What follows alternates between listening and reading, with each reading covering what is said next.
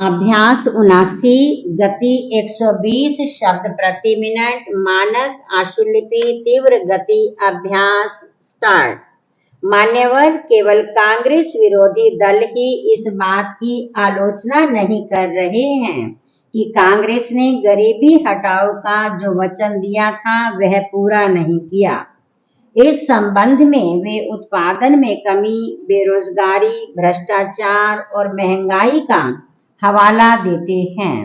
यह भी कहा जा रहा है कि जब 54 करोड़ में से 22 करोड़ भारतवासी घोर दरिद्रता की स्थिति में जी रहे हैं, तो यह कैसे माना जा सकता है कि सरकार ने गरीबी हटाने की दिशा में कुछ किया है। कांग्रेस के अंदर भी ऐसे तत्व विद्यमान हैं जो आर्थिक कार्यक्रम निश्चित किया गया था वह केवल कागजी शेर बनकर रह गया है। वस्तुस्थिति यह है कि एकाधिकारवादियों की पूंजी दिन ब दिन बढ़ रही है। सरकारी क्षेत्र में मूल्य नीति निर्धारण के कोई चिन्ह दिखाई नहीं देते। अनाज व्यापार के राष्ट्रीयकरण और भूमिहीनों को जमीन देने की दिशा में कोई उल्लेखनीय बात नहीं हुई है।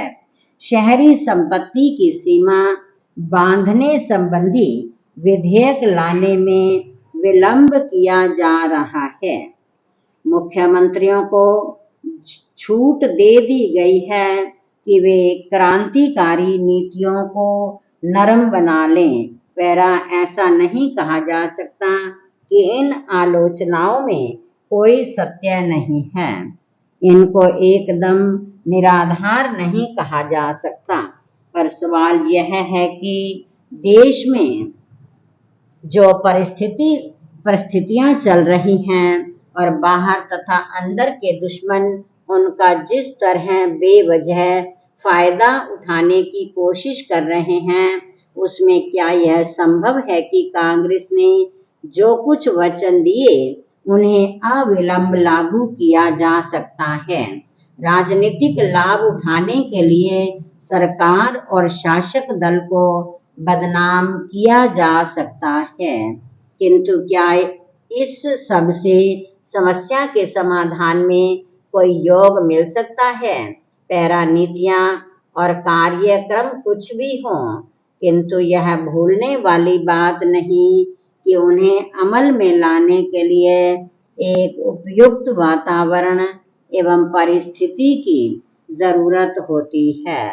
उसमें यह भी देखना होता है कि कहीं उन पर तेजी से अमल कोई ऐसी प्रतिकूल परिस्थिति पैदा ना कर दे जो अगले काम में रुकावट पैदा कर दे। आखिर यह लोकतंत्र है, इसमें जनमत की उपेक्षा करके तानाशाही या कम्युनिस्ट तरीके से नहीं चला जा सकता। नीतियों और कार्यक्रम कितने भी अच्छे हों, पहले उन जालों को हटाना होता है जो उनके अमल में बाधक हैं। फिर भी यह देखना होता है कि जो उत्पादन गरीबी और अन्याय मिटाने का एक बहुत बड़ा साधन है, उसमें सबका सहयोग प्राप्त हो सके। ऐसी सूरत में यदि कांग्रेस अपने वचनों को पूरा नहीं कर रही है, तो वह बहुत अधिक आक्षेप योग्य बात नहीं है। पैरा प्रधानमंत्री ने यह बिल्कुल ठीक कहा है कि गरीबी हटाओ का कांग्रेस का नारा कोई ऐसी जादू की छड़ी नहीं कि उसके घुमाते ही गरीबी दूर हो जाए। यह इस बात पर आश्रित है कि कांग्रेस में लोग कहां तक सहयोग दे रहे हैं। यह स्पष्ट है कि अपने संकीर्ण राजनीतिक हितों के कारण कांग्रेस विरोधी ही नहीं अपितु कांग्रेसी भी उसमें बाधा पहुंचा रहे हैं। असम और आंध्र में जो कुछ हो रहा है वह इसका प्रमाण है। फिर कुछ कांग्रेसी तत्वों का यह सोचना भी गलत है कि बाहर का समाजवाद इस देश में आ जाएगा। इसीलिए प्रधानमंत्री को यह भी कहना पड़ा है कि हमारा समाजवाद हमारी मिट्टी और पानी से बना होगा। हम दूसरे देशों के समाजवाद की नकल नहीं कर सकते। यह उन लोगों को एक करारा जवाब है जो एकदम सब चीजों के राष्ट्रीयकरण के पक्ष में हैं। पैरा। सबसे बड़ी बात तो यह है कि कांग्रेस ठीक दिशा में चल रही है और प्रधानमंत्री ने यह कहा है कि सामाजिक न्याय को वह सार्वजनिक महत्व देती है और वह उसमें किसी चीज को बाधक नहीं बनने दे सकती। यदि ऐसा है तो मुझे विश्वास है कि देर से ही सही कांग्रेस एक न एक दिन अपनी मंजिल पर पहुंच जाएगी और तब जनता को लगेगा कि वह अपने वचनों के प्रति झूठी नहीं।